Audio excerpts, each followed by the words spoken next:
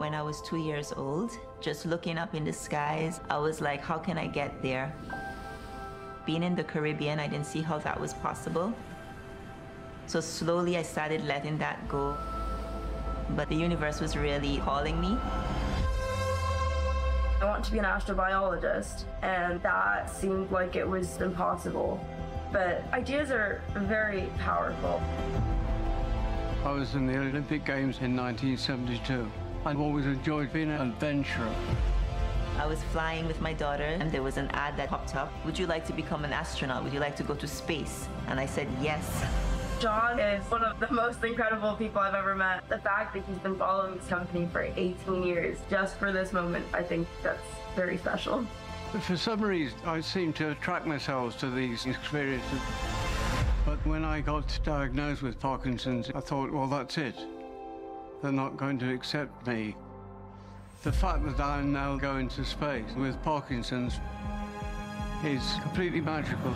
Virgin Galactic is breaking down barriers for space travel and scientific research. From the regulatory side to the engineering side, it's amazing to see all of these pieces come together. The new space age means diversity, imagination, and adventure all will have a home in space.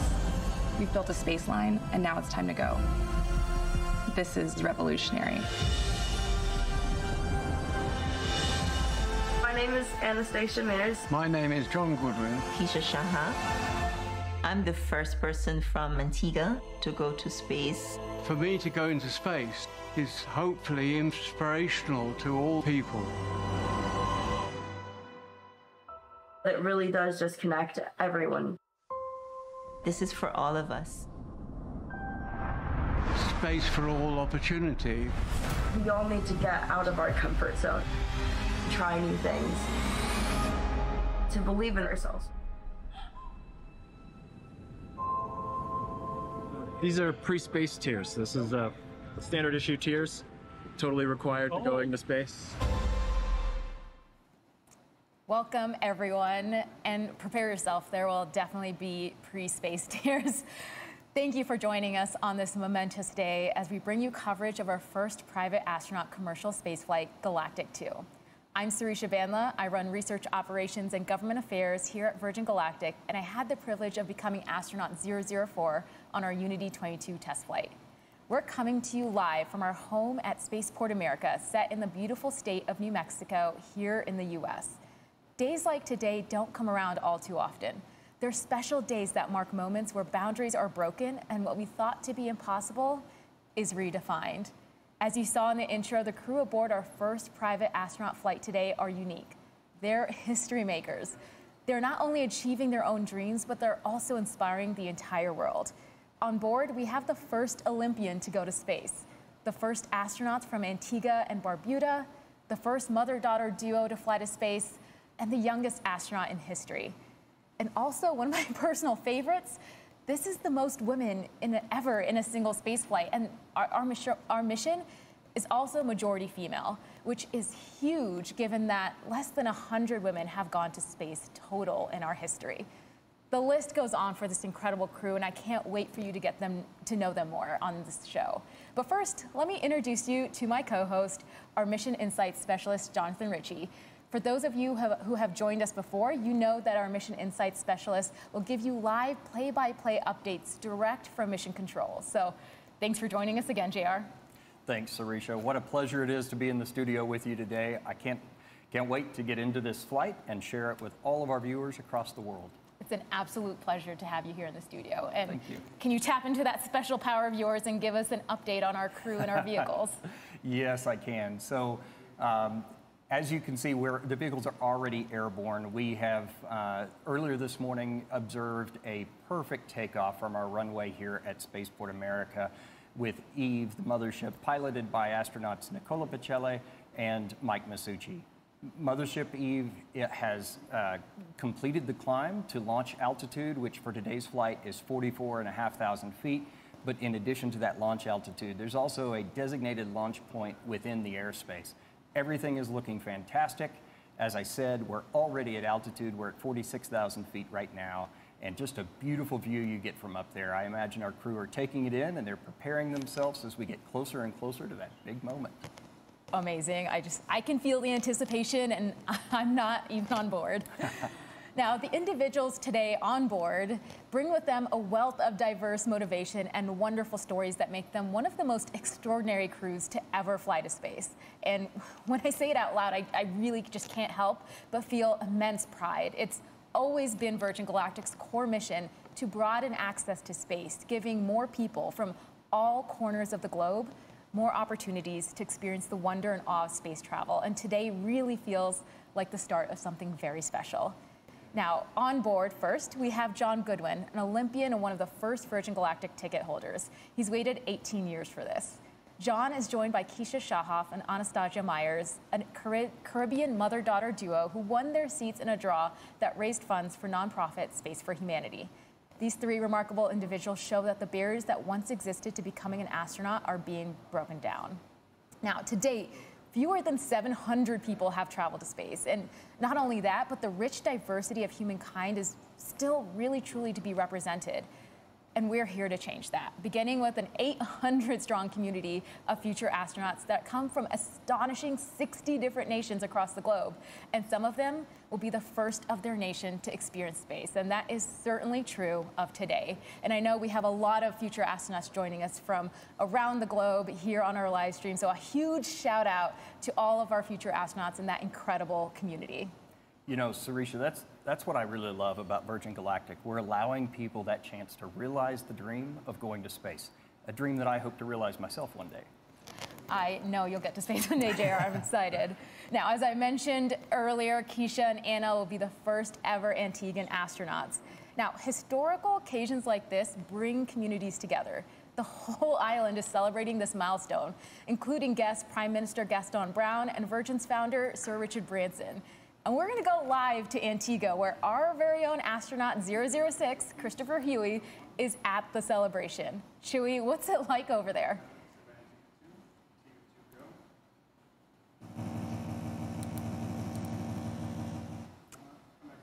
All right, it looks like we have a few technical difficulties, so we'll try to check in a little bit later. But I saw some of the celebration, honestly, a bit earlier, and it looked amazing. There was a huge crowd there supporting Anna and Keisha.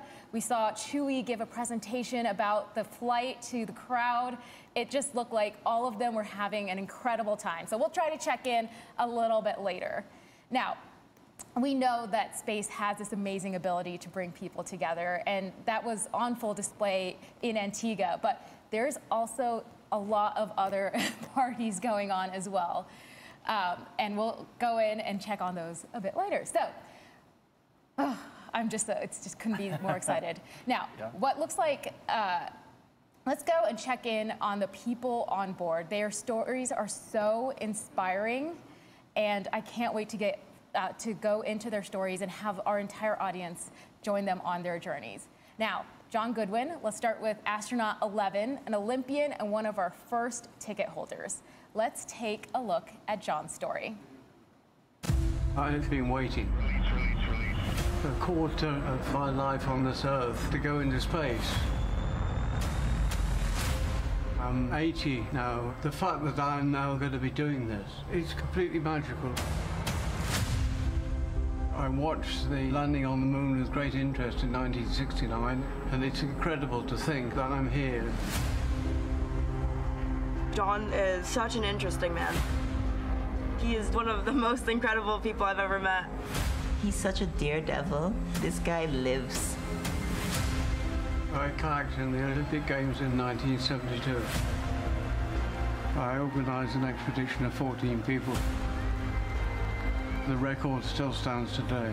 I seem to attract myself to these sort of things. When I got diagnosed with Parkinson's, I thought, well, that's it. They're not going to accept me. We're going to space despite the Parkinson's. This attitude of space for all is a wonderful thing.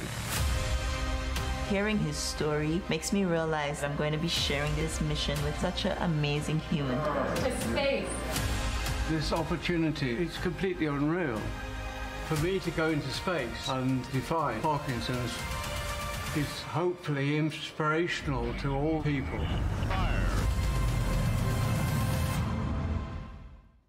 Now, John Goodwin's community in Stoke, England are watching together. And in New York City, friends are gathered at the Michael J. Fox Foundation for Parkinson's Research to watch as well. He's got a huge community supporting him, and he'll only be the second person diagnosed with Parkinson's to fly to space. Next up, we have Keisha Shahoff, astronaut 12. Keisha won 2 seats through a philanthropic fundraising sweepstakes benefiting Space for Humanity, a nonprofit organization. Their mission, to send more diverse humans to space and change perspectives, resonated with Keisha and encouraged her to enter. Let's take a look at Keisha's journey. In my dreams, I'm always flying. 3, 2, 1, release. I've lived all my life by the water, but I feel more connected in the air. My first interest in space really started when I was 2 years old, just looking up in the skies. How can I become an astronaut? Being in the Caribbean, I didn't see how that was possible. So slowly I started letting that go. But the universe was calling me.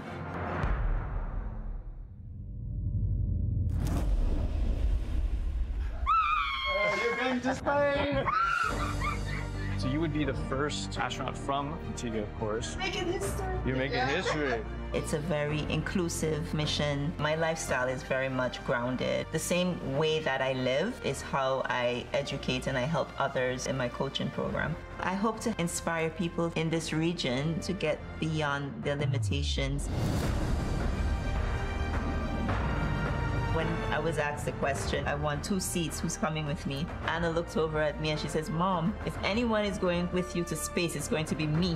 I feel like to be successful in this life, you have to be able to bend and stretch yourself. It's an adventure of humility and humanity. How can we come together to make this realistic for everyone? This is our mission. This is for all of us. Okay, Keisha's reaction to being told she's going to space just embodied an incredible amount of excitement. And to make Keisha's experience even more remarkable, she chose her youngest daughter, Anastasia Myers, astronaut 13, a college philosophy and physics student, to be her companion. Let's get to know Anna. Every time I look at the stars, it almost feels like I have a place in the universe. It reminds me that like everything happens for a reason. I've always been interested in any sort of science. I think it was in about grade 3 or grade 4, we started learning about astronomy. That made me so deeply interested in finding out what else is out there. I'm studying philosophy and physics in University of Aberdeen in Scotland. I want to be an astrobiologist. That thought seemed like it was so almost impossible. I do believe if she puts her mind on whatever it is she wants, I know she will achieve it. Hi, Anna. You and your mother are going to space. Anna, we won! I know I am very young. There's so many other people like me wanting to do something involving space and don't think that they actually have the opportunity to do that. Virgin Galactic's mission is to expand this to civilians. Ideas are very powerful. We all need to get out of our comfort zone, to try new things, to believe in ourselves. I mean, when I said this crew is incredible, might have been an understatement. They're absolutely extraordinary. Yes, they are. Now, I've heard that we have our feedback from Antigua, so let's check in with Chewy on the celebrations.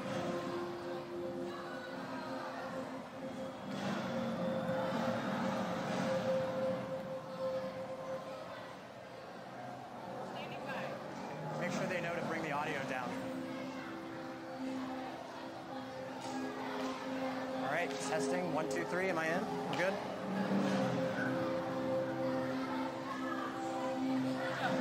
Sarisha, I'm here on the ground in Antigua, and the energy is absolutely off the charts. Now, we're coming right off the heels of Carnival, and we are gathered here for an amazing watch party where the people are gonna go crazy! Space has this amazing ability to bring people together, And we've got waving flags, we've got music, we've got dancing, maybe a little rum, I don't know. But everyone here is really excited for Keisha and Anna. Back to you in the studio, Sarisha. Amazing. I can feel the celebration. It's amazing. I can feel the energy. It's incredible. Now, going to our pilots who are going to be taking our dynamic crew to space, I want to introduce our commander of Unity, astronaut CJ Sturcow, a retired Marine test pilot and former NASA astronaut. Sturcow is a veteran of 4 space shuttle missions and 3 Virgin Galactic Unity missions. He's the first person to launch to space from 3 different states. Piloting Unity today is Kelly Latimer, who has logged more than 6,700 hours in her 32-year flying career. Kelly also operates as our Senior Director of Flight Test. This will be Kelly's first space flight, and she'll become one of only a handful of women to pilot a commercial spacecraft. And joining the crew in the cabin is my fellow Unity 22 crewmate, Beth Moses. Beth is our chief astronaut instructor, overseeing all the training and preparation of the Galactic 2 crew. Beth is flying with the crew to continue to evaluate the spaceflight experience for our future astronauts. Now, speaking of our future astronauts, JR, how are we looking? Well, we are about 4.5 minutes out from release. That's an estimate based on our expected time of arrival at the release point, and that gets closer and closer to being accurate as we get closer and closer to that release point. So at this point, 4.5 minutes out, that's a fairly accurate estimate. All right, you know, spaceflight is not just a trip to space. I know we're following our crew to their release altitude, but it's an experience that starts well before the rocket lights. And this crew has an amazing amount of supporters behind them. Their friends, families, and communities around the world they're inspiring. Let's take a look at some special messages sent in for this crew. Former NASA astronaut Ron Guerin here. I can't wait for you to hear 3, 2, 1, release, release, release. Keisha and Anastasia, good luck on their space trip. You truly are an inspiration. My heartfelt wishes for a safe and a meaningful space flight. Remember that you carry with you the dreams of so many others as you carry us all closer to the stars. Anastasia, now you are representing the University of Aberdeen in space. I'm just sending a message to all the students and the community that our dreams can come true. Congratulations to my cousin Keisha. I'm so happy you put the energy out there, and Virgin Galactic, you caught it. We knew you were born to fly. You're going to be inspiring a whole generation of young Antiguan and Barbudans. Hi, I'm Keisha. I miss you a lot. And I'm happy your dream came true. Good luck to the entire crew, and especially Anna. We're so happy for you. We're supporting you, and we're all here for you. This is just a huge historic moment. I'll be watching from here in Australia. Here in the UK. From Antigua. From Iceland. From Edinburgh. Godspeed. Bring me back a Mars bar. Now, as astronaut Ron Guerin said, at this point, we're getting close to our release point. So I'll turn it over to our Mission Insight Specialist, Jonathan Ritchie, to take us through some of those final checks and talk us through what happens after release as well. Thank you, Sarisha. So at this point, the pilots are ensuring that the spaceship is in its launch configuration. You know, after I just said we're that time estimate's pretty accurate at this point. Well, we went and adjusted it. So we're about 3.5 minutes out right now, and currently conducting our L-4 checks. That's a series of checks that we accomplish at designated points on our flight profile to ensure that the spaceship is go for launch. This is also when Spaceship Unity will isolate its air supply from Eve and prime the rocket motor by opening the backup oxidizer valve. Once these actions are complete, the pilots will seek clearance for release from the MCC, that's shorthand for the Mission Control Center.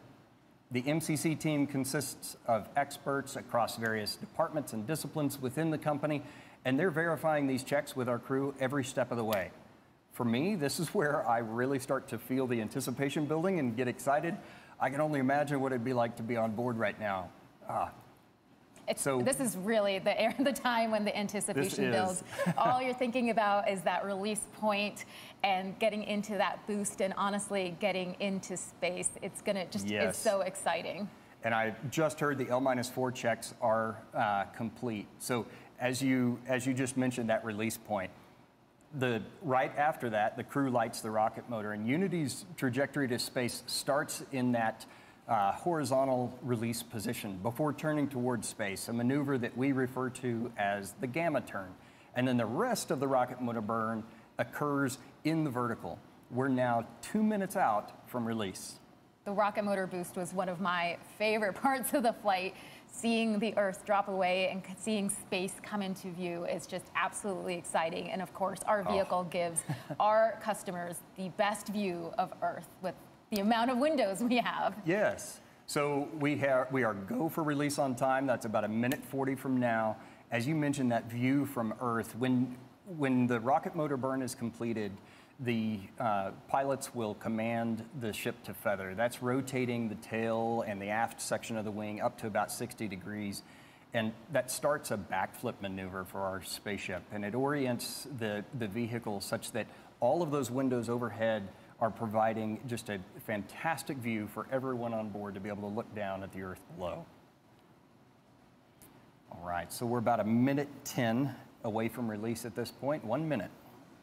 And I can see the crowds in Antigua, and they're excited. I can see the crowds here at Spaceport America getting ready to cheer our crew on their ascent to space. So the last set of checks that will be done, we refer to as the L-30 or 30 seconds to release. And that's when the Spaceship Unity pilots ready and arm the launch pylon. And that allows, once we get to the designated point in our flight profile, for the mothership pilots to engage the release and set Unity free. We're now 30 seconds away from release. The very last preparation that the pilots in Spaceship do before release is they push that control stick all the way forward, ensuring that we have a perfect separation. We're 15 seconds. 10.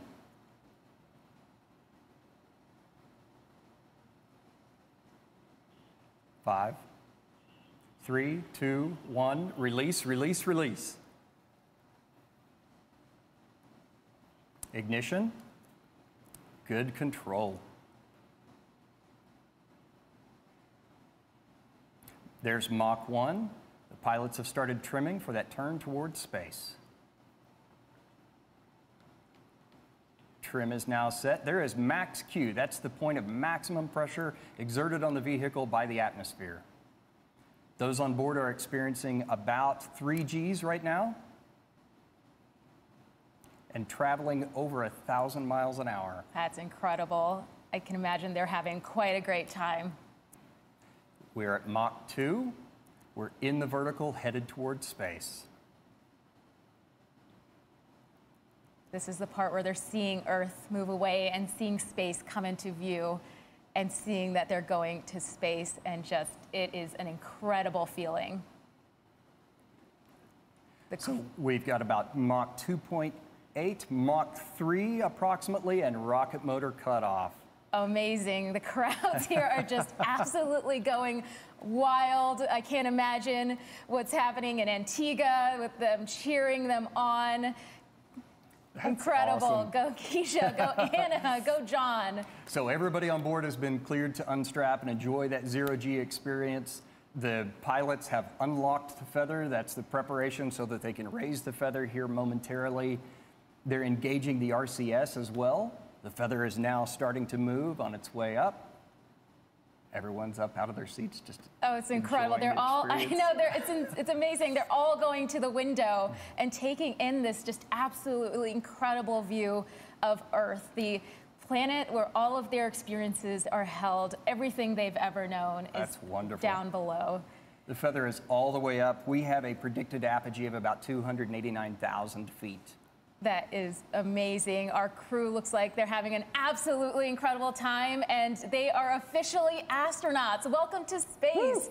Congratulations to John, to Keisha, to Anna on becoming astronauts today, and a special congratulations to our Unity pilot, Kelly, for her first space flight. And welcome back to space, CJ and Beth. And the vehicle is oriented in that backflip or that upside down maneuver from our perspective. And you can see them just enjoying that view of the Earth below. Man, it's just incredible. I can see that they just can't take their eyes away. And it's, you know, it's hard for us to describe. We can obviously see they're having just an incredible time in space, taking in the views, but it's an experience. It's the silence. It's the views. It's Yes. seeing our brilliant planet against the matte black of space. I can't imagine what, I can't imagine what they're going through right now, and I can't wait to hear about it. Yeah, well, we just achieved our apogee at 290,000 feet. That's 88.5 kilometers. Amazing. And apogee is actually a very unique part of our experience. It's when our vehicle begins that descent back down to Earth and everything stands still. It's just, and we take a moment in the cabin, silent and looking out as a crew, and it's an experience I can only describe with these words, but one to be felt, really. Yes. So the pilots have initiated the motion to return the vehicle around, complete that backflip all the way around, and orient us for the re-entry.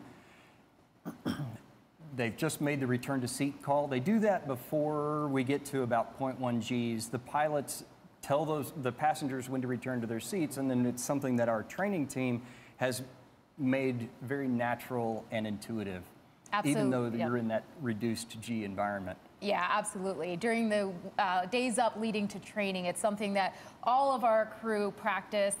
Our cabin is very purposefully designed to allow for our crew to get back into their seats.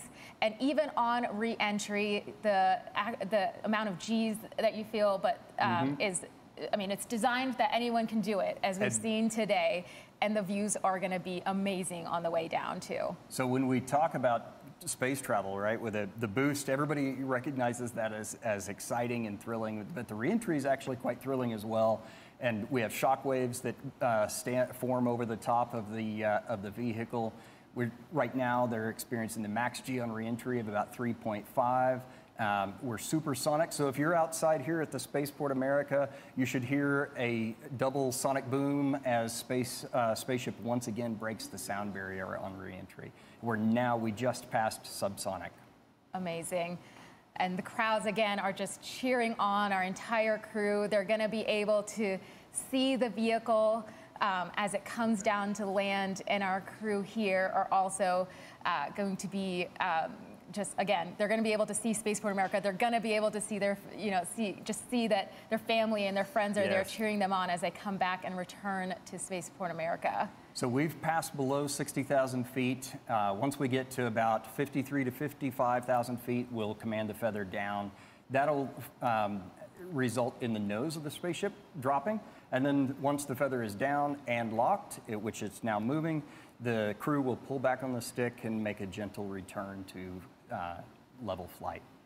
I remember during the re-entry, I just could not stop looking out the window. The landscape of New Mexico is just very indicative of this planet. It's beautiful, and it's really just amplifies going to space, looking down on just the beautiful planet you've just left. And the feather is now down and locked. So the pilots are starting that gentle pull back to straight and level flight. Spaceship is now a glider, so it's all about balancing that potential and kinetic energy. If they want to go faster, they push the nose down, and if they want to go slower, they pull back and bring the nose up. It's absolutely incredible. G2 is a flight for the history books. The crew on board are on the leading edge of broadening space access and are taking the first steps in hopes that others may find it easier to follow their lead. Now, Keisha and Anna have become astronauts today thanks to Space for Humanity, whose mission is to expand access to space for everyone. And to talk more about their mission and their purpose, we actually have a special guest in the studio, Space for Humanity's Executive Director, Rachel Lyons. Rachel, welcome to the studio. Thank you so much for having me, Sarisha. It's such an honor to be here. Oh my gosh, you must just be absolutely pumped. So before we talk about Keisha and Anna, I know we all want to, I wanted to ask, could you tell us about Space for Humanity's mission? Absolutely, yeah, and I am so excited. The team is so excited. It's such a dream come true to see this happening, to see Keisha and Anna and John going to space. I'm like pinching myself here watching this whole thing come to fruition. And so Space for Humanity, we're a nonprofit organization founded by Dylan Taylor, who's a space investor and founder and CEO. And our mission, as you have been mentioning, is to sponsor people from all over the world to go to space. Yeah. Also, as you guys have both been mentioning, when people go to space, and they look back down at our planet as this interconnected, fragile, beautiful, finite planet, it changes a person's perspective forever. Yeah, As you spoke about so beautifully. Yeah. And so we're really passionate about giving that perspective to as many people as possible by sending people who can be representatives for different areas and nations and places that haven't necessarily had exposure to this. And then so they can come back down and be that for the people from their country, the people in their communities. Yeah, I mean, could you talk a little bit more about that? What impact do you see your citizen astronauts having, or what impact do you hope that they'll have upon return to Earth? Yeah, so we've sent 2 people to space so far. Of course, we're so grateful for this partnership with Virgin Galactic to send Keisha to space, and then more soon. That no announcements yet, though. And so in terms of the impact that we hope that they have, I would say that it's different depending on the person. And we can't predict what that is. But what we're looking for is people who are committed to making a difference in their communities, people who have a track record of success, people who have a track record of doing things that make a difference in the world, people who are natural leaders. And so the hope is that each of them come back down and make a difference in a way that's true for them. And like I said, we can't predict that. It's not prescriptive. And depending on the cares and the passions of the individual, it'll look different. Absolutely. And so that's the cool thing about Keisha and Anna going to space and just watching, you know, the people that are impacted and their unique message that Virgin Galactic has done such a beautiful job of capturing. It's just amazing to watch. Yeah, I mean, actually, speaking of Keisha and Anna, you've seen their journey from when they were selected. You were there. Yeah. So maybe you could talk about, you know, being there, Keisha's reaction to her journey, training for spaceflight, being here on site, and then you saw her go to space. What impact have you already seen that journey make? Yeah, so we were there just about 2 years ago, a little bit less than 2 years ago now. Myself, Richard Branson, some other Virgin Galactic team members, and other people that were part of the campaign. And so I had the honor of going to Keisha's house, and we knocked on her back door, and we surprised her. And Richard Branson's face just, you know, greeting her when she opened the door. That's where we saw the screen. Yeah, exactly. That's you saw in person. Exactly, exactly. And so, you know, that was a dream come true, because that was the first time we had ever given someone a ticket to space. And so to watch this now 2 years later, and also to watch the impact that she's having on Antigua. I mean, I've been to a handful of space launches at this point, and I don't think I've ever even met someone from the Caribbean at one of these space launches. And so now there's reporters, there's people from Keisha's community, you know, there's people who are telling me what their flag means and what it means for them as a nation to have Keisha be going to space, Keisha and Anna. Yeah. It's incredible to watch, and she is an inspiration. They are both inspirations for so many different demographics, so many different groups of people, and as I mentioned before, their messages are profound already, and they haven't even seen the Earth from space yet. Yeah, I mean, they represent such an incredible community. Of course, Antigua, Barbuda, Caribbean, mothers, daughters, college, university students, women. It's the boundaries they're breaking is just absolutely mind-blowing, and they're just the first. There's going to be many more. So I know you're eager to get back and cheer them on as they come into land, but anything you want to say just to close out, and, you know, just tell us about your excitement for Keisha and Anna landing and being there to cheer them on. Yeah, no, I mean, I guess all I'll say is I've had the pleasure of spending some time with Keisha. After we surprised her, she and her husband gave me a tour of the island for a day afterwards, and for her, this is like the biggest dream of her life. And she gets to bring her daughter on that too. And so I think that's what I will leave everyone with, is just imagining what it would be like for someone who's dreamed of this forever to get to go and have this experience and be cheered on by her entire community. It's absolutely incredible. I know you're going to be right there when they get back to give them the biggest hug. Yeah, definitely. Can't wait. Amazing. So speaking of cheer, let's check back in Antigua with Chewy. Access to space for everyone. And to talk more about their mission and their purpose, we actually have a special guest in the studio, Space for Humanity's Executive Director, Rachel Lyons. Rachel, welcome to the studio.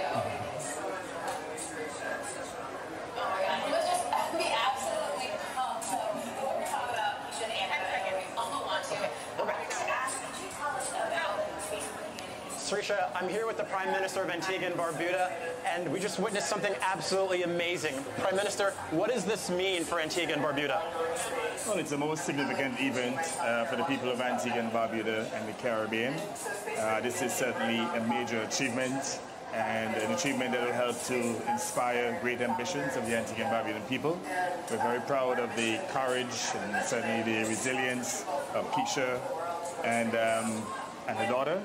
And we are just very happy. Thank you. As you can see, sorry. Thank you, Mr. Prime Minister. Sure. So sorry. 20 minutes past. We're good. 20 seconds goes fast. All right, we got it. Oh, amazing, amazing, amazing. The energy in Antigua is just incredible. I can feel the energy here at Spaceport is absolutely amazing as we welcome our crew back as they come in for landing. Now, let's take it over. JR, can you give us an update on their progress back to Earth? Yeah, I sure can. We're, at this point, just under 12,000 feet.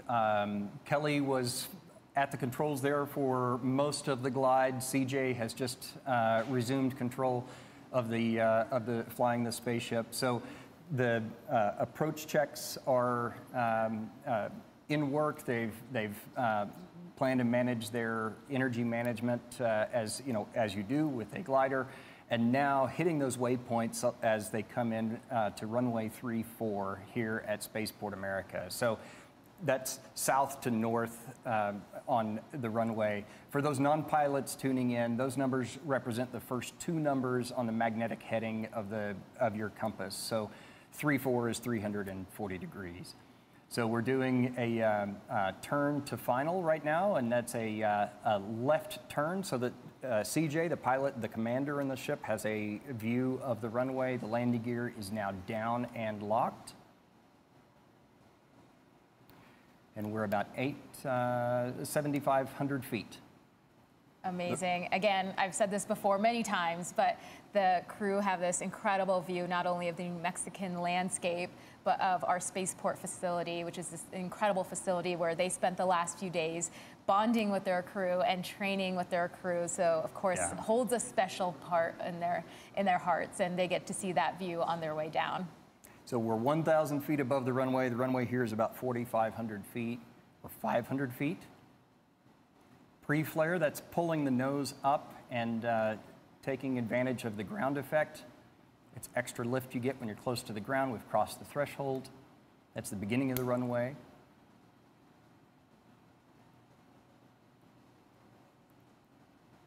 Beautiful. And touchdown of the main gear. Now CJ's going to hold the nose gear up for a little bit. That helps bleed off the energy that the spaceship has, using the air drag associated with that. Now he started to lower the nose.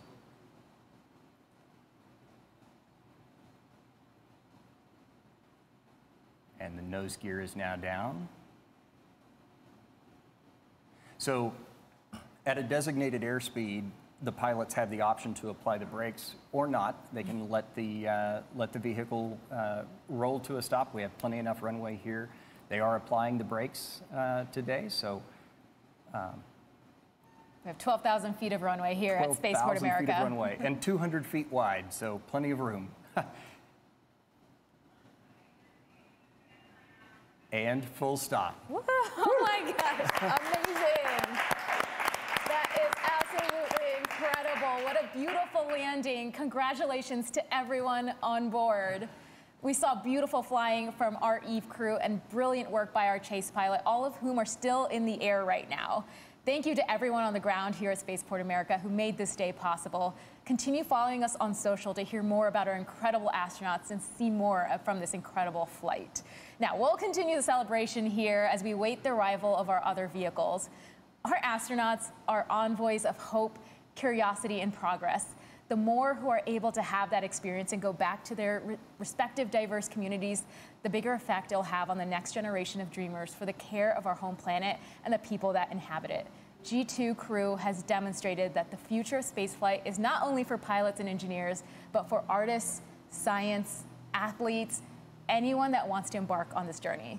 So wherever you are on planet Earth, we thank you for watching, and we'd love for you to join us on one of our upcoming future missions. Please join the celebration on social, or head over to our website to learn more about this mission and how you can embark on your own journey to space.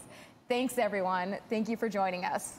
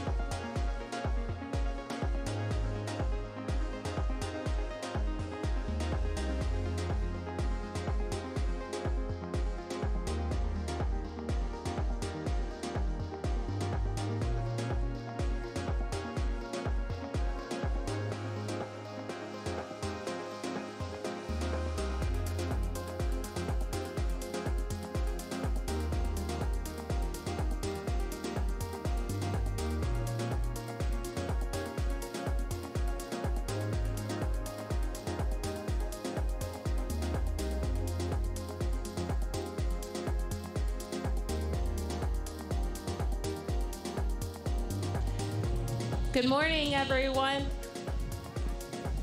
I'm sorry. We will have our Unity pilots heading back shortly.